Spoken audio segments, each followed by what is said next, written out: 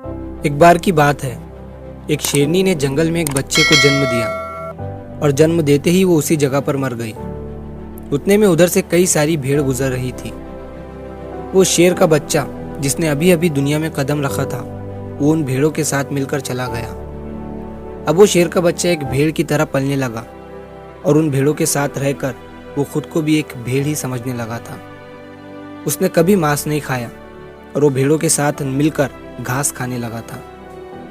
उसे कुछ आइडिया ही नहीं था कि एक शेर कैसे रहता है और कैसे अपनी जिंदगी गुजारता है, और उसे ये तक नहीं पता था कि वो एक शेर है, क्योंकि उसके चारों तरफ भेड़ ही भेड़ थी और भेड़ों के ही साथ वो पलने लगा था।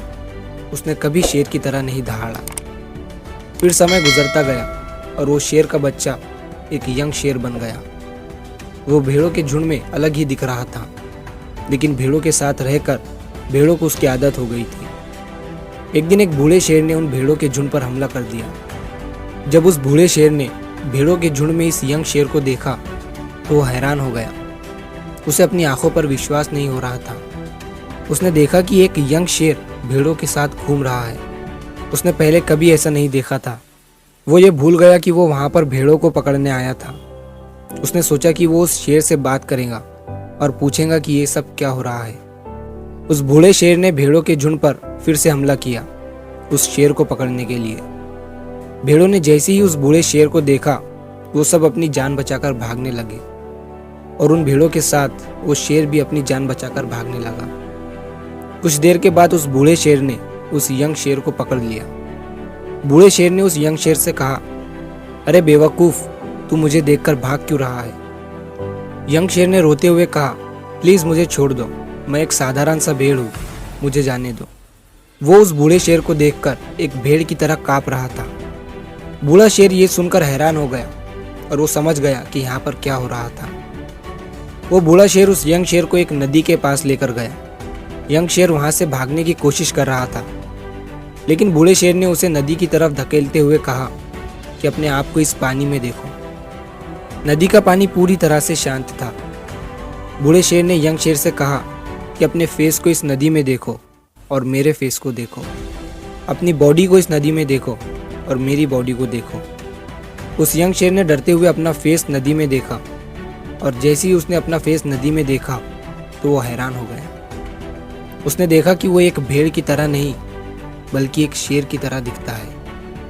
वो रियलिटी को समझ गया कि वो एक भेड़ नहीं बल्कि एक शेर है, और एक सेकंड के अंदर ही उसने एक शेर की तरह दहाड़ा। उसकी दहाड़ सुनकर पूरा जंगल कांप गया।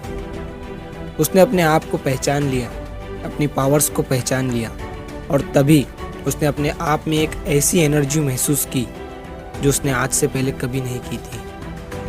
फिर उसने सोचा कि एक भेड़ की तरह जीना रियलिटी नहीं थी, वो सिर्फ एक मेंटली कंसेप्ट था, और अब वो रियलिटी को जान चुका था। इस कहानी से बहुत ही डीप मैसेज निकलकर सामने आता है। अपने अंदर से उस वीकनेस को निकालो जो आपके अंदर झूठ बोल बोल कर बैठा दी गई है। आप भी एक शेर की तरह हो जो भेड़ों के बीच फंस चुके हो।